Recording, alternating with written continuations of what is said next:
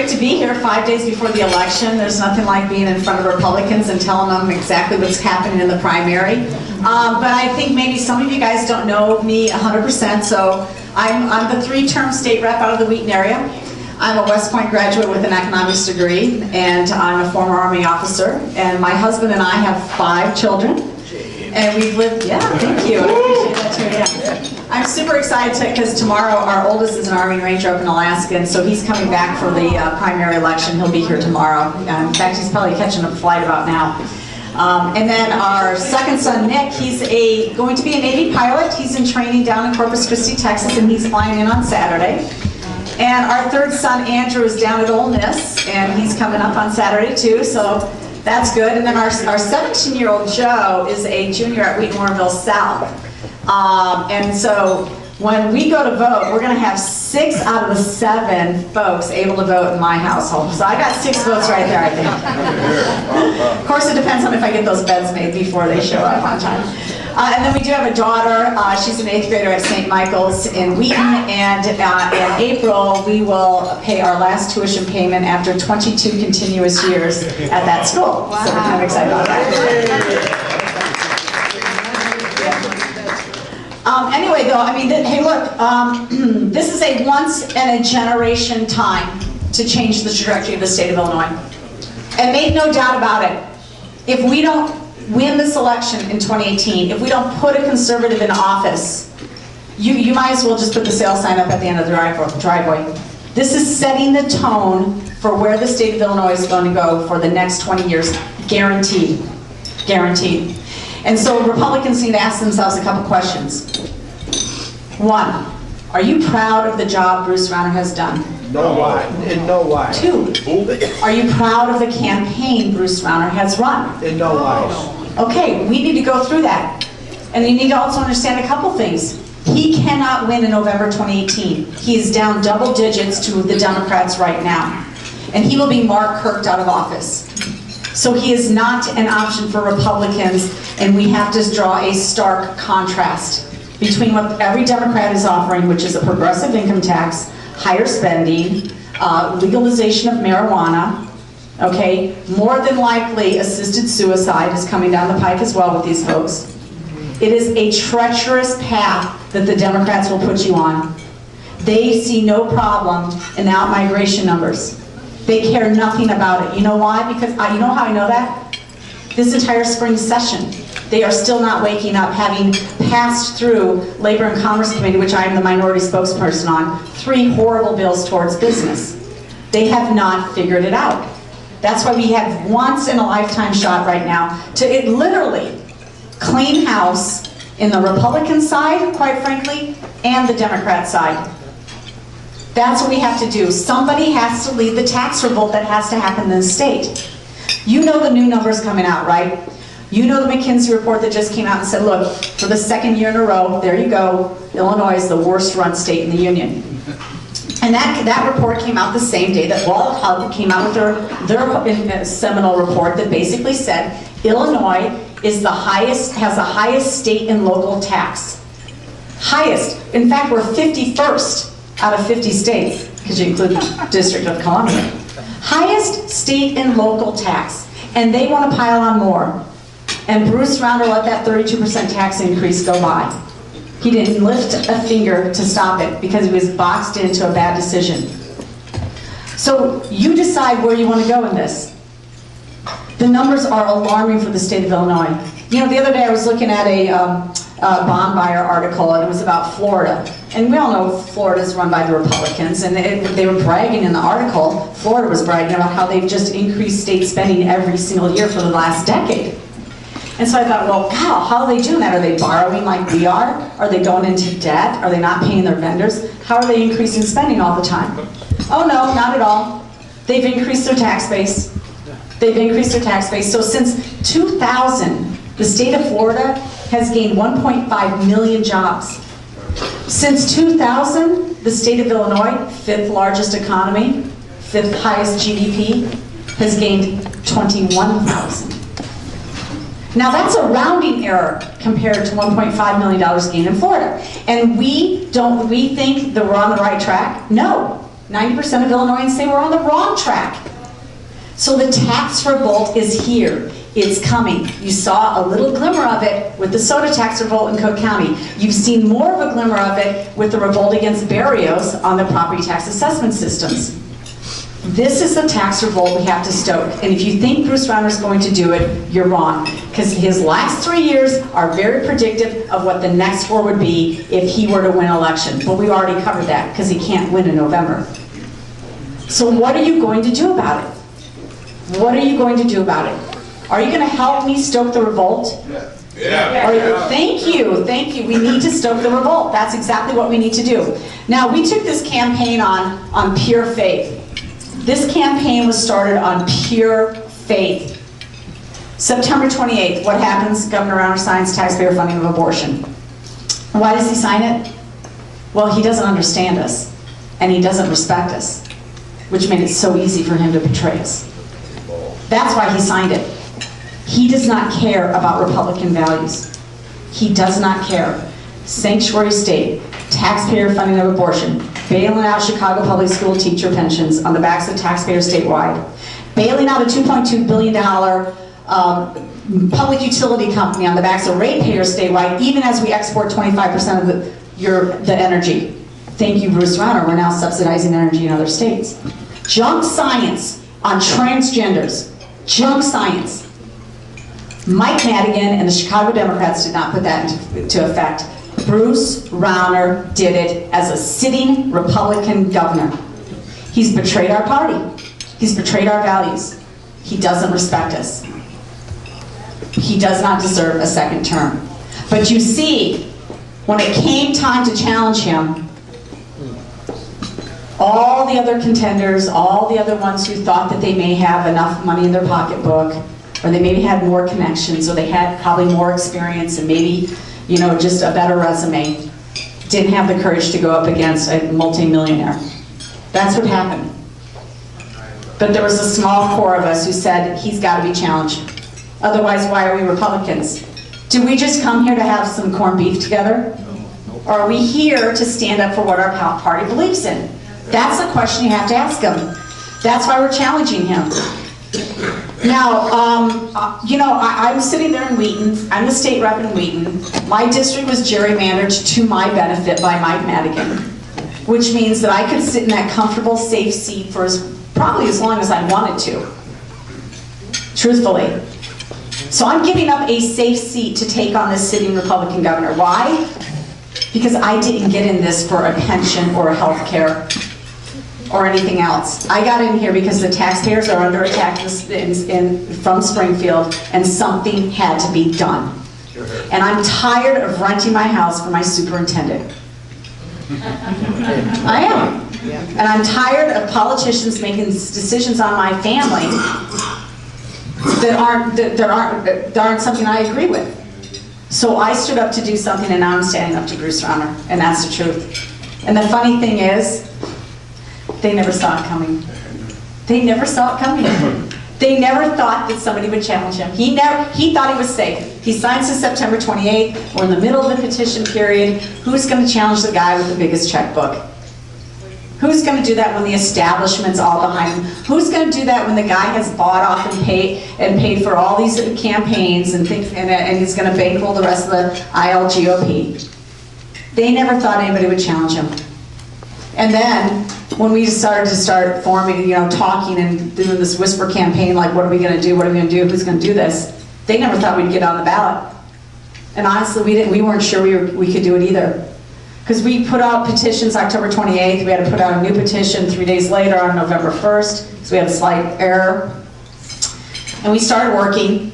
And in 10 days, you know, we've only got like 20 days left to go. And we only had about, I could put our hands on maybe 2,000 signatures, and we needed 10,000 to file as a credible campaign. And so we made calls to the coalitions and supporters around the state, and we said, if you guys want us on the ballot, if you guys want this, this has got to be done. So on faith, people started work. And by 4 weeks at the end of petition season, we had 16,000 signatures from 64 different counties and over 500 circulators. That's amazing. And that's against a sitting Republican governor, a sitting incumbent in their own party. This was built on faith, but we still had no money. They said, okay, great, she got on the ballot. I'm going to keep attacking Pritzker. I'm going to keep attacking Pritzker because she's got no money. And so we kept working it. We've been all over the state. I put 22,000 miles on my Ford Explorer. We've taken a few plane rides too. Thank you folks who have donated to that. And you know, and we kept working it. We had over $1 million that we could identify and earned media by the beginning of January, but we still were not moving the needle. And at the beginning of January, some polling came out, basically said, yeah, Ives is down 45 points. Ives is down 45 points. You're looking at 2.5 months, she's down 45 points. And Bruce is still running his ads against J.B. Pritzker, right? And then you had the Chicago Tribune debate. And the headline coming out of that, from John Cass, Ives crushes Rauner in Trib debate. And I did.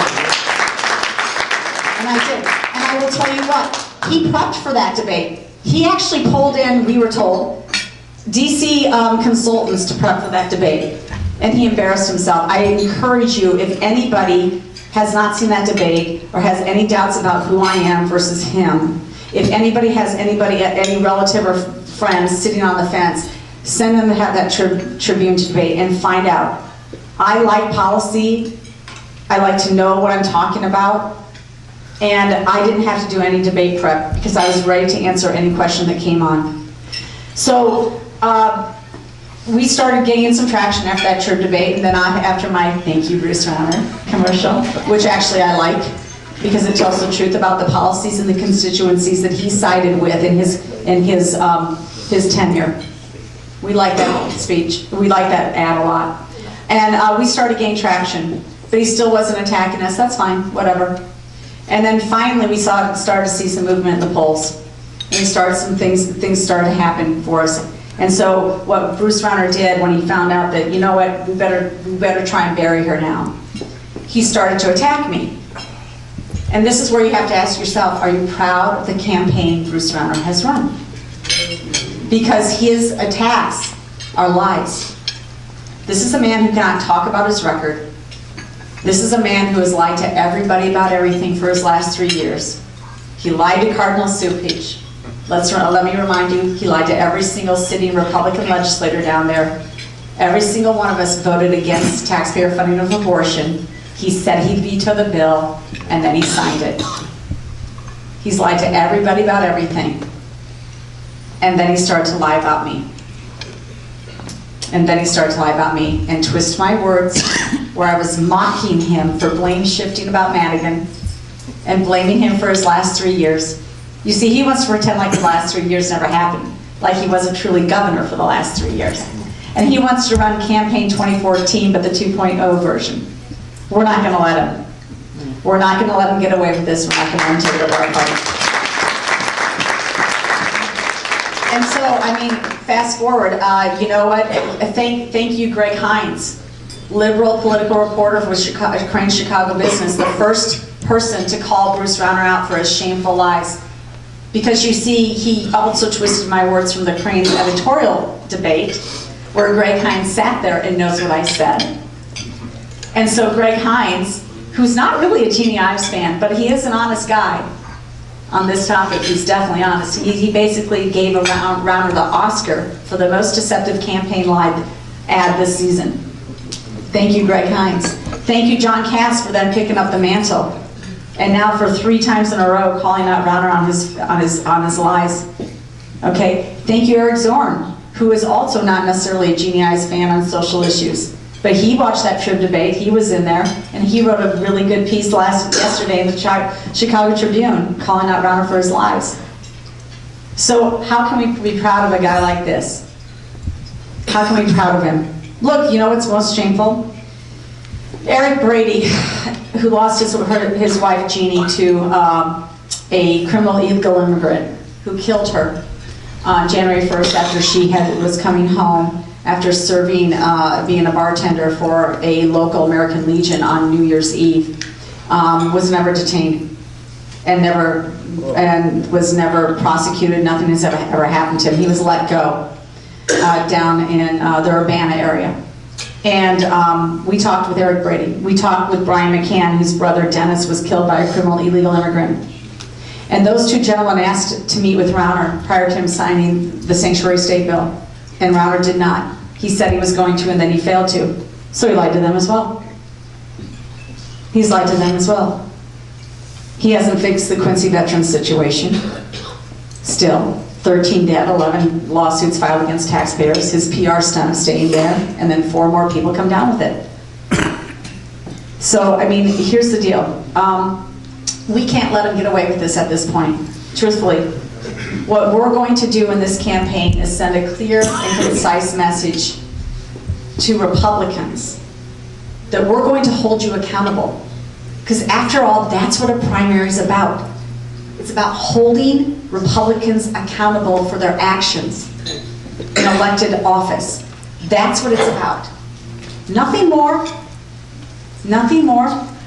Doesn't really have to get personal. It's about holding them accountable. And in this case, he needs to be held accountable for his lies. Because it's now a character issue. And you cannot lead a state with this desperate of a financial situation and 12.8 million people depending on the state to work well for them. You can't lead a state that's got $250 billion in pension debt, $10 billion at the local level outside Chicago. You can't lead a state into prosperity when you're lying to everybody. Nobody's going to trust you. And neither should they. And so that's what this challenge is about. And I have great news because yesterday we got pulling back and it says that we are within 7 points. 7 points. We have closed this gap tremendously in about 2.5 months. That is amazing. Amazing for a slapped together campaign team, quite frankly. But we're very savvy and we're extremely hard workers. And we've connected with a lot of different voters in a lot of different ways. How'd you like our clever little book, The Governor You Don't Know? Yeah? None of those, no trashy mailers from us, just a little clever book, old school, The Governor You Don't Know. We think Republican primary voters actually care to be informed. But here's the problem. Here's the problem. I need to deputize all of you guys who are willing to be surrogates for this campaign. Because Rauner has millions of dollars and he just put in about $1 million ad buy for these last 5 years. And he's got a new attack ad up on me again saying that I'm Mike Madigan's favorite Republican. So you guys are all surrogates now of this campaign who are willing to be. And you need to get out the message. We need everybody to get out the message about his lies. That's what we need you to do. All right. Yeah. We need you to close the gap, make things happen, take back the party, take back the state, take out the Democrats in November, because nobody's buying what they're selling, and we are going to build the coalitions of support that is going to give us victory in November of 2018, and then, can we clean up Illinois? We got plans, as you know. So I'm going to leave it open to a few questions. I have not talked about what we plan to get done. If you guys want to know about that, I'm happy to talk about that. If you want to know about more about what we're going to do, I'm open for questions. Yes, sir. With the census coming up again pretty soon, how do you think that's going to figure out for our state? Okay, so 2020 census, right now we're on track to lose 1 more congressional district, possibly 2. Since the last census, we've had 700,000 folks move out of the state of Illinois since 2010.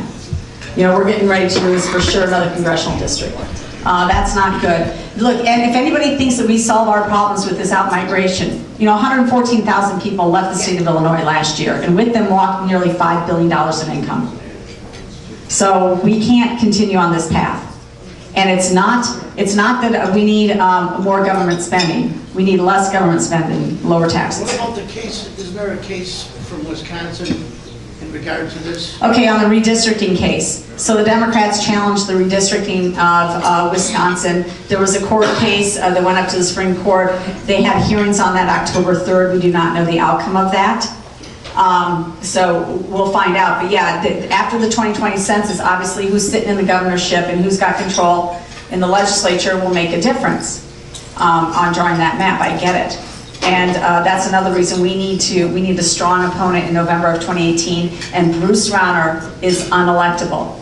We have to draw a stark contrast, and there's nobody Nobody can talk about taxpayer issues, from property taxes to income taxes to education systems that are failing our kids. Nobody can talk about it. J.B. Pritzker can't, Chris Kennedy doesn't know, Dan Biss doesn't know enough. They cannot resonate with voters. They are out of touch, and they are, in many cases, they've insulated themselves from their own bad policy decisions. Rauner loses, and so do they, and then we can do something in the state. Yes, sir. Jeannie, what can you do to help Illinois with the relationship with Washington? How can we improve that situation? Thank you very much. That's a great question. So, you know, we have a governor here who refuses to say our Republican president's name for most part. He has no relationship with Trump. We don't even know if he actually voted for Trump. We're probably pretty sure, though, his wife Diana didn't vote for him, right? She probably voted for Hillary. So we hope to have a close relationship with Donald Trump. Quite frankly, I'm really a little bit scared, because just yesterday it was reported that an F-18 went down and 2 Navy pilots were killed. They could not eject in time. And our son is in that training program. Our son. And they had to shut down sessions into the jet training program because they had a problem with their trainers and their oxygen systems where pilots were losing consciousness. This is the decimation of the military forces under the Obama era, where your training funds are depleted, your systems are not up to standard, where maintenance has been deferred, where he has not spent the time or put the right people in place to make it happen. I hear the same thing from my son, the Army Ranger, about their equipment and their failures. So this concerns me, and that's why I'm appreciative of Donald Trump and what he's trying to do to restore confidence in our military and beef up the training and put some new generals in place so that even the rules of engagement are different. The fact that this man has pushed back ISIS in only the first 8 months of his presidency is amazing. So yeah, I hope to have a really warm relationship with the man, because we need his resources. Listen, the Quincy Veterans thing, for example, if Governor Rauner had a good relationship with Trump, look, those are U.S. veterans too. He should have asked for immediate support in terms of money, real money coming down and filtering in. And so that's what we plan to do. We have to have a good relationship with the federal government. And oh, by the way, we'll follow the rule of law. We will follow the rule of law. If ICE wants to come in and they need to apprehend folks in a safe environment, we'll let them into our systems.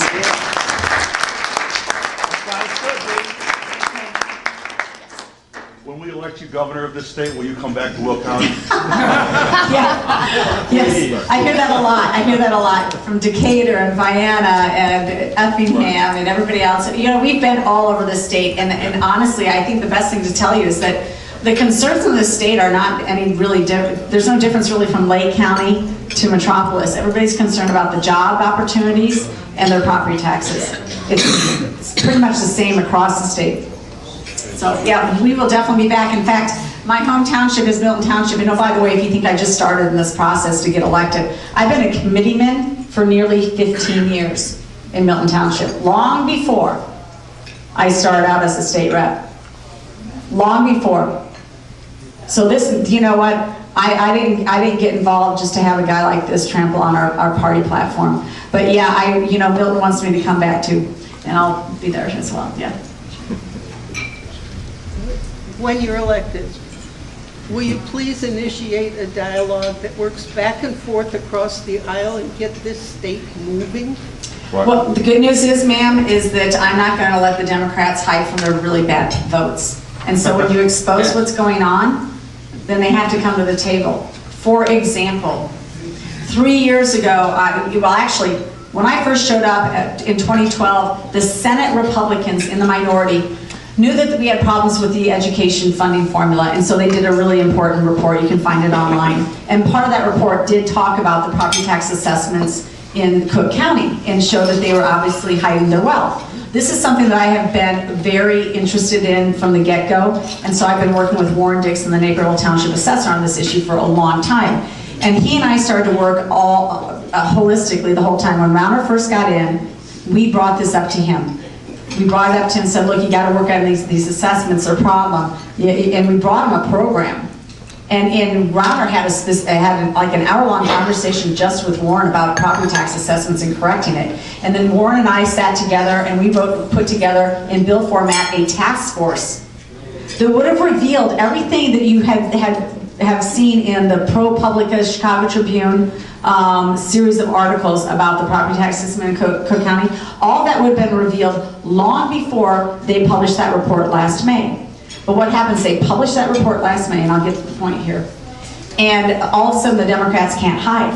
Yet I had my task force out there, and when Rauner would not run when the Democrats wouldn't run my task force, I told Rauner, run it as an executive order. You need to steal this issue from them. You got to lead on this. And why was it important to me? Because at the same time that I've been trying to get attention about property tax assessments, which by the way I've been doing for 3 years down there in Springfield, talking about it on the House floor, talking about it in committee. Anytime education funding formula came up, I would talk about property tax assessments because they're foundational to a fair formula.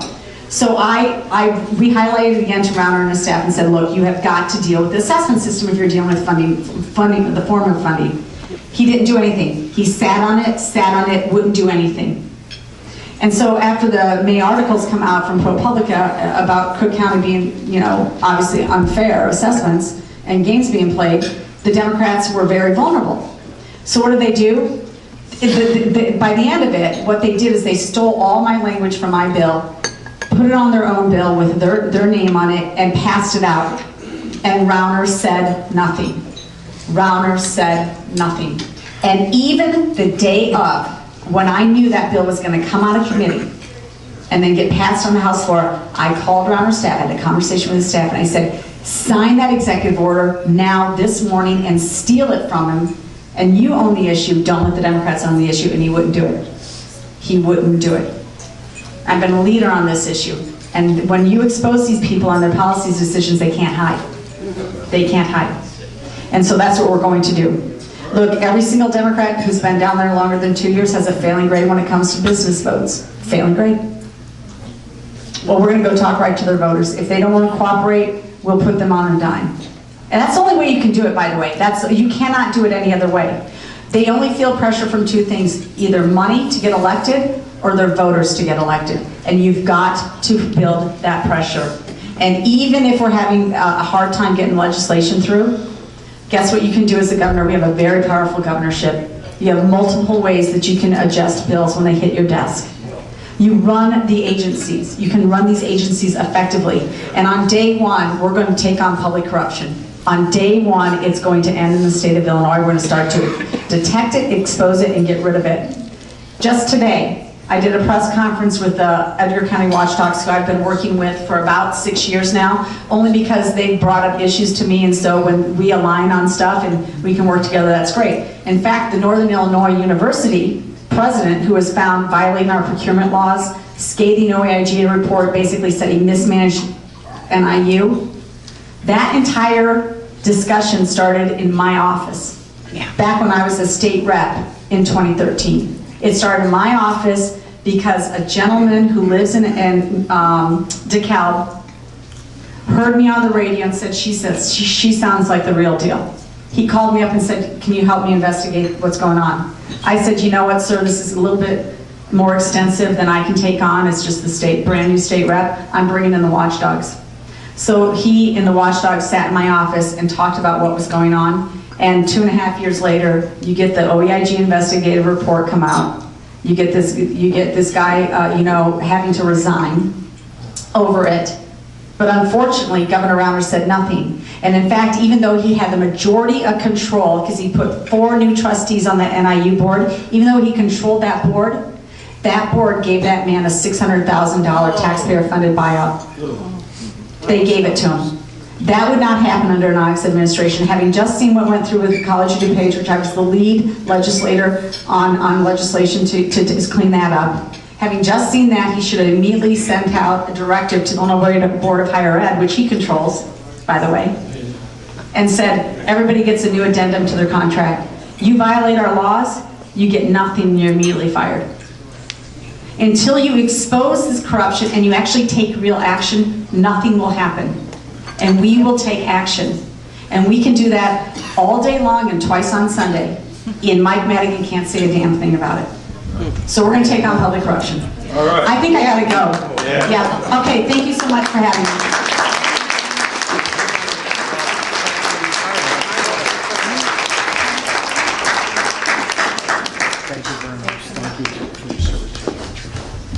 Go, Jeannie, yeah!